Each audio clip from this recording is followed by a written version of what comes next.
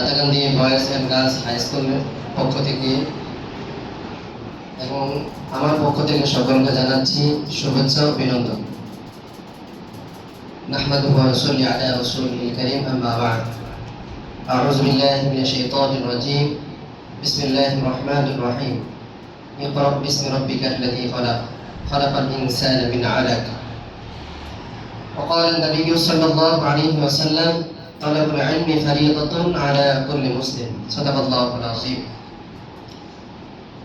আল্লাহ পাকের দরবারে লাখো কোটি শুকরিয়া যে মহান রব্বুল আলামিন আমাদেরকে একটা শিক্ষা প্রতিষ্ঠানে বাচ্চাদের সার্বিক আলোচনা নিয়ে এবং কি প্রতিষ্ঠানের বিভিন্ন দিক নির্দেশনা নিয়ে কিছু কথা বলবার এবং আপনাদেরকেও আপনাদের সাংসারিক জীবন ছেড়ে দিয়ে কিছু সময়ের জন্য হলেও এখানে উপস্থিত করেছেন। এজন্য মনে করি আল্লাহর কাছে দরবারে শুকরিয়া জ্ঞাপন করি, আলহামদুলিল্লাহ। সম্মানিত প্রিয় হাজিরিন, আল্লাহ তাআলা পবিত্র কোরআন শরীফের মধ্যে বলেছেন, ইকরা বিসমি রাব্বিকাল্লাযী খালাক, খালাকাল ইনসানা মিন 'আলাক। পড়ো তোমার প্রভুর নামে, যে তোমাকে সৃষ্টি করেছেন। এখন আল্লাহ পাক রব্বুল আলামিন এই পৃথিবীতে সর্বপ্রথম শিক্ষা নামক যে ব্যবস্থাটা যার মাধ্যমে এই পৃথিবীতে নাজিল করেছেন তিনি হলেন আমাদের প্রিয় নবী হযরত মুহাম্মদ সাল্লাল্লাহু আলাইহি ওয়াসাল্লাম। আল্লাহ পাকের পক্ষ থেকে জিবরাইলকে পাঠানো হয়েছে, হ্যাঁ জিবরাইল আপনি যান আমার বন্ধুর কাছে কি বলুন, ইকরা পড়ুন। ঠিক জিবরাইল আল্লাহর কথা অনুযায়ী আমার প্রিয় নবী মুহাম্মদ সাল্লাল্লাহু আলাইহি ওয়াসাল্লামের কাছে আসলেন। এসে বললেন, ইয়া রাসূলুল্লাহ, আমি আল্লাহর পক্ষ থেকে জিবরাইল এসেছি ওহী নিয়ে। বলে, কি ওহী নিয়ে বলেন আপনি? তখন বললেন, ইকরা পড়েন আপনি। নবী বলেন, লা আদরি, আমি কিছু জানি না, পড়তে পারি না। জিবরাইল বলে, ইকরা, আবার পড়েন আপনি। নবী বলেন, না আমি জানি না, পারি না। তিনবার সময় জিবরাইল বলেন, ইকরা বিসমি রাব্বিকাল্লাযী খালাক, পড়েন আপনার প্রভুর নামে। তাহলে আল্লাহ নবী সাল্লাল্লাহু আলাইহি ওয়াসাল্লাম মুখ মোবারক দিয়ে জবান মোবারক দিয়ে পড়া শুরু হয়ে গেল, ইকরা বিসমি রাব্বিকাল্লাযী খালাক, খালাকাল ইনসানা মিন 'আলাক। সম্মানিত প্রিয় হাজিরিন, আমার বলার উদ্দেশ্য এটাই, আমরা যে শিক্ষা ব্যবস্থার মধ্যে বসে আছি, এই শিক্ষা ব্যবস্থাটা মূলত আমাদের প্রিয় নবী মুহাম্মদ সাল্লাল্লাহু আলাইহি ওয়াসাল্লামের পক্ষ থেকে এসেছে। তারপরে আল্লাহ নবী সাল্লাল্লাহু আলাইহি ওয়াসাল্লাম হাদিসের মধ্যে বর্ণনা করেন, তালাবুল ইলমি ফারিয়াদাতুন আলা কুল্লি মুসলিম।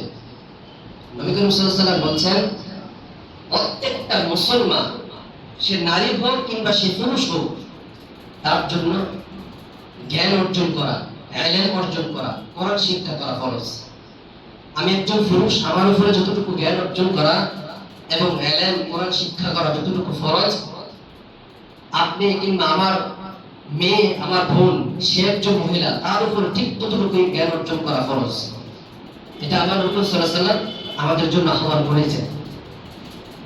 এই যে আমরা আমাদের বাচ্চাদেরকে, শিশুদেরকে এই যে একটা স্কুল প্রতিষ্ঠানে পড়াচ্ছি, এই জ্ঞানটাও কিন্তু আমাদের বাচ্চাদের জন্য এটা কিন্তু ফরজ। কেমন? আমি অনেক সময় বিভিন্ন জায়গায় এই কথাটা বলে থাকি। আল্লাহ রাসূল সাল্লাল্লাহু আলাইহি ওয়াসাল্লাম বলেছেন, কোরআনের জ্ঞান অর্জন করা ফরজ, কিন্তু জেনারেল শিক্ষা অর্জন করা ফরজ সেটা বলে না। সেটা আমি আমার কাছ থেকে নিজে থেকে বলেছি। এই জন্য ধরেন আমার মতন একজন মোল্লা, আপনাকে উদাহরণ দিয়ে বলছি, আমার মতন একজন মোল্লা সে জ্ঞান অর্জন করবে। কোরআনের মধ্যে লেখা আছে, নারীদেরকে পর্দার ভিতরে রাখো। আমি আলেম, আমার বিবিকে, আমার মেয়েকে, আমার বোনকে আমি পর্দায় রাখবো। এই জন্য আল্লাহ বলেছেন, আমি সেটা নিজে শিখেছি, কোরআন খুলে হাদিস করে আমি সেটা দেখেছি। এই জন্য আমার ভিতরে একটু বিশ্বস্ততা বেশি হয়েছে। এই জন্য আমার বিবিকে, আমার বোনকে, আমার মেয়েকে পর্দায় রাখবো। এটাই তো স্বাভাবিক, ঠিক না? কথা আমার সাথে একটু শেয়ার করুন কথা। কিন্তু আমার কথা হলো, আমার বিবির যখন অসুস্থ হবে, আমার মেয়ে যখন অসুস্থ হবে, তখন আমার বিবির যখন, আমার মেয়ের যখন, আমার বোনের যখন অপারেশনের প্রয়োজন হবে, এই স্কুল কলেজ ভার্সিটির জেনারেল শিক্ষায় শিক্ষিত হওয়া ডক্টরের প্রয়োজন আছে না নাই? কথা বলেন না। আমার আমার মেয়েকে পর্দায় রাখতে হবে, এটা ফরজ, আমি জানি, আমি রাখলাম। কিন্তু আমার মেয়ে যখন, আমার বোন যখন অসুস্থ হবে, তখন আমার মতন মোল্লার মতন হুজুর পাওয়া যাবে না। জেনারেল শিক্ষায় শিক্ষিত হওয়া একজন ডক্টরের কাছে নিতে হবে। তাহলে সে ওই ডক্টরের পরামর্শ অনুযায়ী সে ঔষধ খাবে, চিকিৎসা নিয়ে সুস্থ হবে। কথা এরকম না? তার মানে আমি এটা বলতে চাই, কোরআনের ইলম শিক্ষা করা যেমন ফরজ, জীবন বাঁচানোর জন্য, ডক্টরে পাস করার জন্য জেনারেল শিক্ষা তার জন্য ফরজ। মানে আসুন, আমার বিবিকে, আমার বোনকে, আমার মেয়েকে আমি আমার বাড়ির আঙিনায় পর্দা রাখাবো।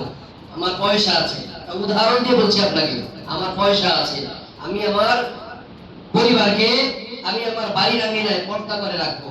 পর্দা করতে হলে কি করতে হবে? বর্তমান যে জেনারেশন, আগের জমানার জেনারেশনের সাথে বর্তমান জমানার জেনারেশন মিল খায় না। কি করতে হবে? যে আমার বাড়ির বাউন্ডারি বিল্ডিং করতে হবে, তাহলে আমার পরিবার বিল্ডিং এর ভিতরে আবদ্ধ থাকবে, পর্দায় থাকতে পারবে। তাহলে আমার মতন মোল্লার পরিবার যদি পর্দায় রাখার জন্য একটা বিল্ডিং এর প্রয়োজন হয়, তাহলে জেনারেল শিক্ষায় শিক্ষিত হওয়ার মতন একজন ইঞ্জিনিয়ারের প্রয়োজন আছে। ঠিক না বলেন? বুঝেন না কোনো কথা? তাহলে আমি মনে করি কোরআন হাদিস ইলম অর্জন করার পাশাপাশি জেনারেল শিক্ষায় শিক্ষিত হওয়া খুব জরুরি। এই জন্য আপনারা আপনাদের ছেলে মেয়েদেরকে আমাদের এই প্রতিষ্ঠানে দিয়েছেন, আলহামদুলিল্লাহ। আমরা বুকে খুব গর্ব নিয়ে এই কথাটা বলতে পারি যে অন্য অন্য প্রতিষ্ঠানগুলি কেমন সেটা আমি জানি না, আমি তাদের বদনাম করতেও পারি না। অন্য অন্য কোনো প্রতিষ্ঠানে বদনাম করার মতন সুযোগ আল্লাহ আমাকে দেয় না, সমাজ আমাকে দেয় না, অথবা আমি বলতেও পারি না। আমি এটা পারি, এটা জানি, আমি যেখানে আছি, আপনারা যেখানে আছেন, এই প্রতিষ্ঠান অনেকটাই সচেতনমূলক। আপনাদের বাচ্চারা আমাদের কাছে আপনাদের বাচ্চাদেরকে দিয়েছেন, আপনাদের বাচ্চা, এক একটা বাচ্চা আমাদের কাছে সোনার হরিণের মতো। এই জন্য বলি যে দেখেন, স্কুল, আমি যদি কোটি টাকা দিয়ে একটা স্কুল করি, বাচ্চা যদি না থাকে, স্কুলের দাম নাই। কথা বলেন, কথা সত্য কিনা? আবার আমার কাছে যদি 2000 5000 বাচ্চা থাকে, একটা স্কুল করার মতো যদি একটা স্কুলের পরিবেশ না থাকে, সেটারও কিন্তু দাম নাই। আবার স্কুল আছে, বাচ্চা আছে, ভালো শিক্ষক নাই, সেটারও দাম নাই। একটা ভালো আদর্শ সচেতনমূলক একটা স্কুল যদি প্রতিষ্ঠান দাঁড় করা হলে, একটা সচেতনমূলক, যেমন স্কুলের প্রয়োজন, শিক্ষকের প্রয়োজন, এবং কি স্টুডেন্টের প্রয়োজন, ঠিক তেমনি করে আমাদের পিছনে শ্রম দেওয়ার জন্য ভালো সচেতনমূলক গার্জিয়ানের প্রয়োজন।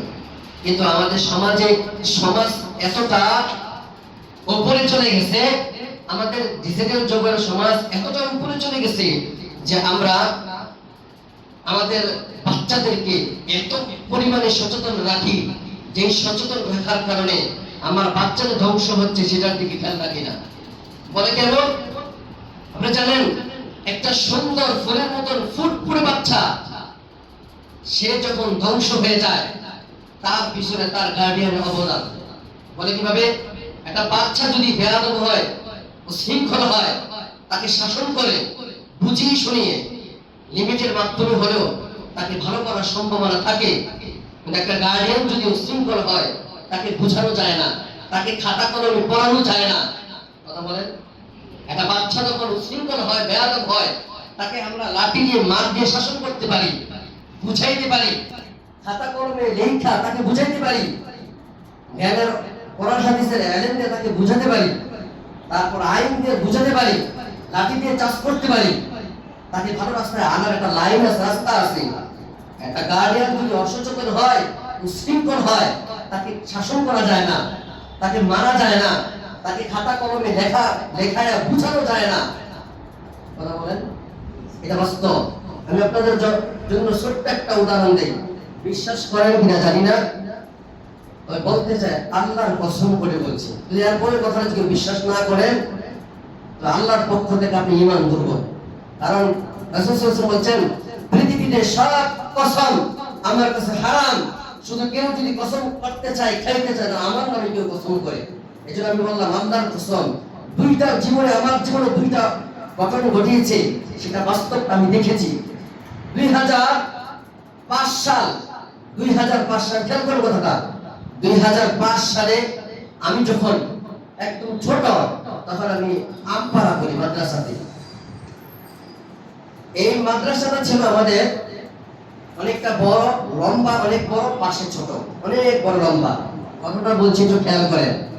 আমরা যে আমাদের বাচ্চাদেরকে বেশি আদর করি, একটা কথা আছে, বেশি আদর ভালো না, আবার বেশি শাসনও কিন্তু ভালো না।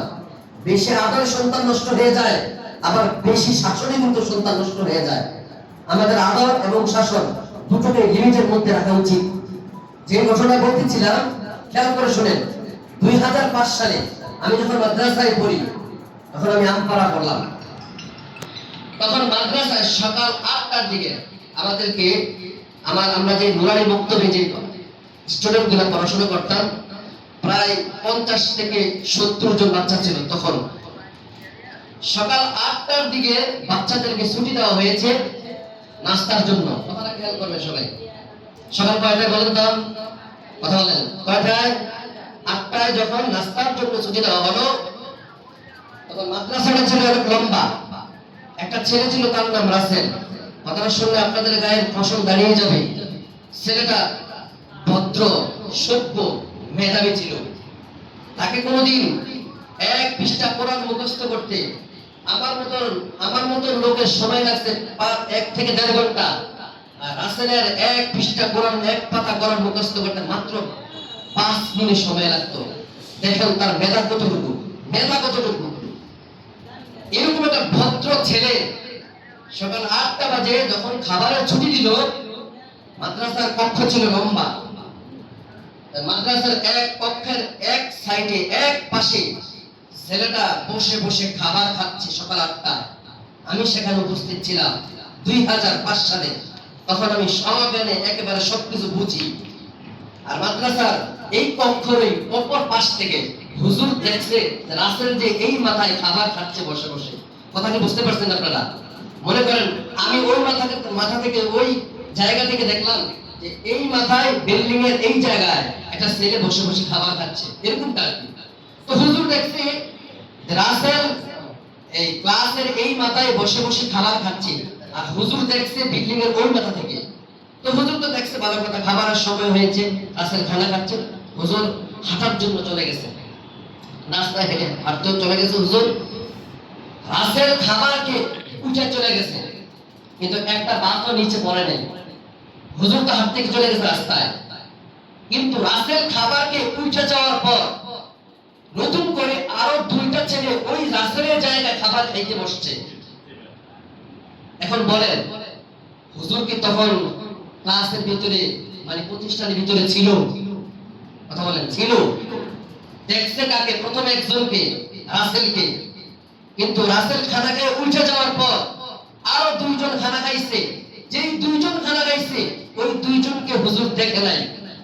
ওই 2 জন খাবার খেয়ে যাওয়ার পর অনেকগুলি ভাত এখানে, মানে খাবার পড়ে আছে। আমরা ভাত খাইলে, বাচ্চারা ভাত খাইলে ভাত পড়ে থাকে না নিচে, এরকম নিচে পড়ে আছে। তো হুজুর হাঁটা চলা কইরা ব্যায়াম কইরা ঘরে আসছে। ক্লাসে বসবে, আয়েশা দেখে অনেকগুলি ভাত। তো হুজুর দেখছে কিন্তু রাসেলকে, ভাত কিন্তু রাসেল ফালায় নাই। ফালাইছে রাসেলের পরে নতুন 2 জন স্টুডেন্ট বসা ছিল, তারা কিন্তু ভাত ফালাইছে, কিন্তু তাদের কিছু শিক্ষক দেখে নাই, দেখছে রাসেলকে। এখন উস্তাদ শিক্ষক রাসেলকে ডাইকাই না, কোনো কথা জিজ্ঞাসা না কইরা মাথা থেকে পা পর্যন্ত বেরিয়েছে। বলেন দোষ কি রাসেলের? কথা বলেন, দোষ তো রাসেলের না, কিন্তু দোষ অপর 2 জনের। দোষ করে নাই রাসেল, রাসেলকে মার খেতে হলো। কিন্তু রাসেল গোসা করে বাড়ি চলে গেছে। তখন আমরা বললাম, হুজুর আপনি যে রাসেলকে মারলেন, রাসেল তো ভাত খাইছে ঠিক আছে, রাসেল তো ভাত ফালায় নাই, পালাইছে তো ভাত অমর 2 জনে, যে রাসেলের পরে ভাত খাইছে। হুজুর এখন চমকে ওইটা কয়, রাসেলের পরে আরো কেউ ভাত খাইছে এখানে বসে বসে? আমরা বলি হ্যাঁ, আরো 2 জন খেয়েছিল।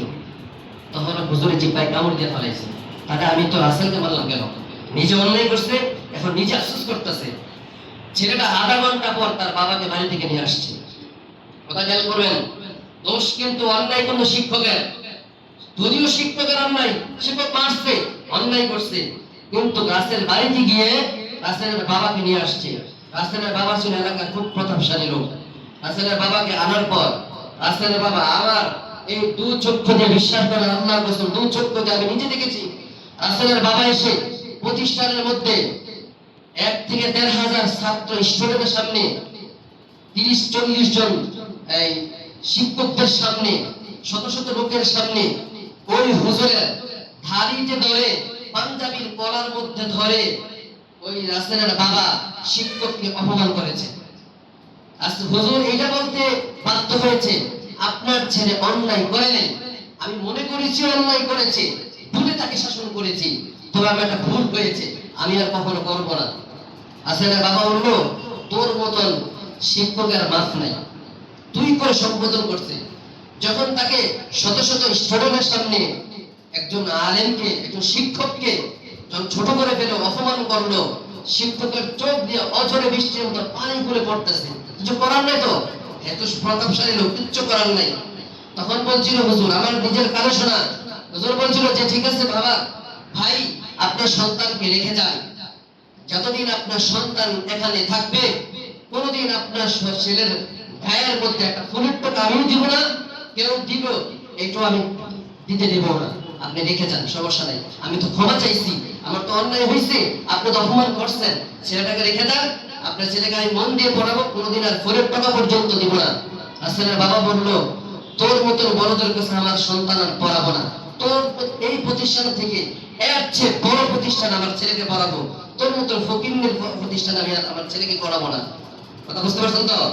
তখন অনেক অনুরোধ করা হয়েছে, শিক্ষক রাসেলের বাবার হাত পর্যন্ত ধরছে, রাসেলের বাবা শিক্ষকের হাত একেবারে উপড়ে ফেলেছে, নিয়ে গেছে সন্তানটাকে।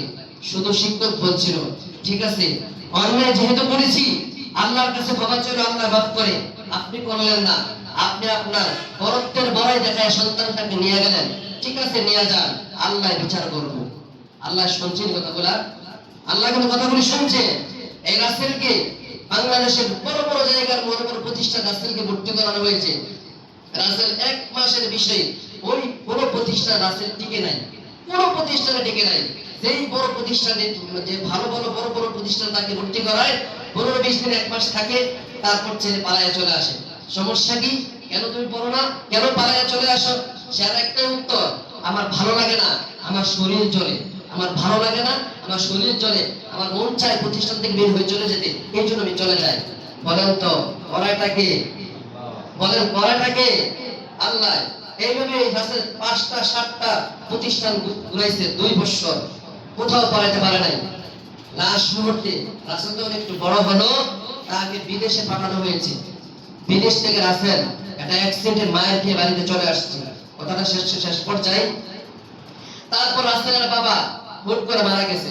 রাসেলের নামে সম্পদ ছিল 20 থেকে 30 শতক জায়গা, বর্তমান দামে 1 শতক জায়গার দাম আমাদের এদিকে 5 থেকে 7 লক্ষ টাকা। 30 শতক জায়গার দাম বর্তমানে কত টাকা? এরকম জায়গাগুলি রাসেলের বাবা রাসেলের নামে লিখে গেছেন। রাসেলের বাবা একসময় মারা গিয়েছেন, তো রাসেলের মা ক্যান্সার আক্রান্ত হয়েছে। এই ক্যান্সারে আক্রান্ত হয়ে যাওয়ার কারণে রাসেল জমিগুলো সব বিক্রি করে সিঙ্গাপুর, ইন্ডিয়া পর্যন্ত নিচ্ছে। রাসেলের মাকে রাসেল বাঁচাতে পারে নাই, মা পাগল ছেড়েছিল। লাস্ট মুহূর্তে বাবাও গেল, মাও গেল, সে বিদেশের লাইন দিয়ে মায়ের গিয়ে চলে আসলো। তারপর গাড়ির ড্রাইভিং শিখে, সত্য কথা বিশ্বাস করে আল্লাহর কসম, রাসেল ড্রাইভিং শিখে তখন মাইক্রো গাড়ি চালাতে গিয়েছে, 3 বার রাসেল অ্যাক্সিডেন্ট করছে।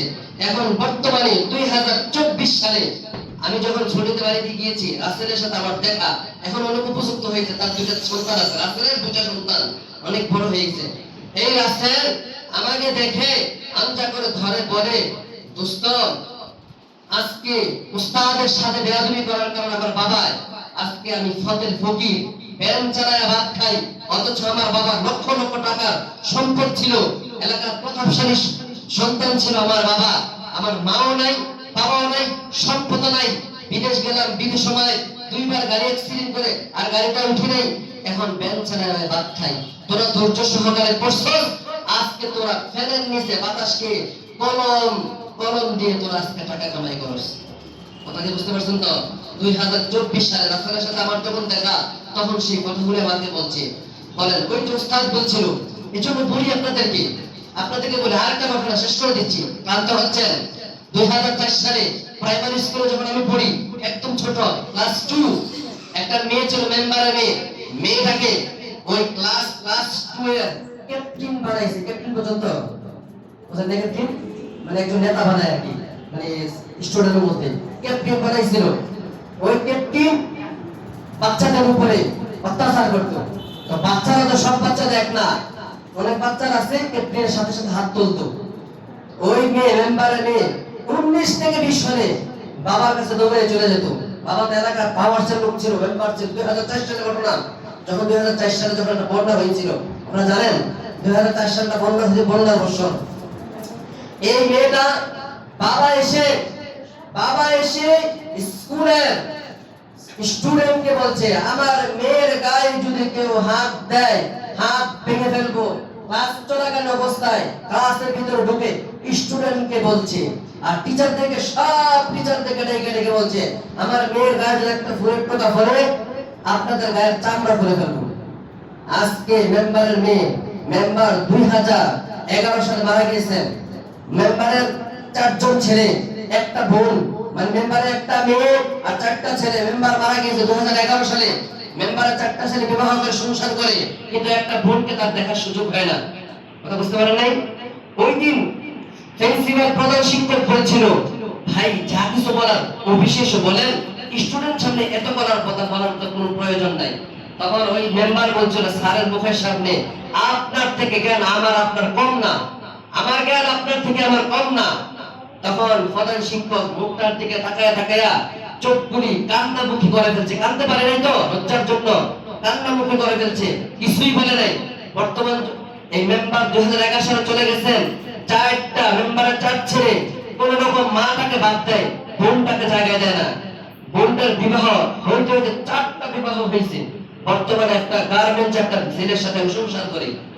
2019 কিংবা 18 সালে যখন করোনা আসে, করোনার সময় যখন আমি বাড়িতে চলে গেছি, তখন আমার সাথে মেয়েটার দেখা হয়েছে। আমি চিনি নাই, সে আমাকে চিনতে পারছে। আপনি অমুক না? জি। তুমি কে? আমি অমুক মেম্বারের মেয়ে।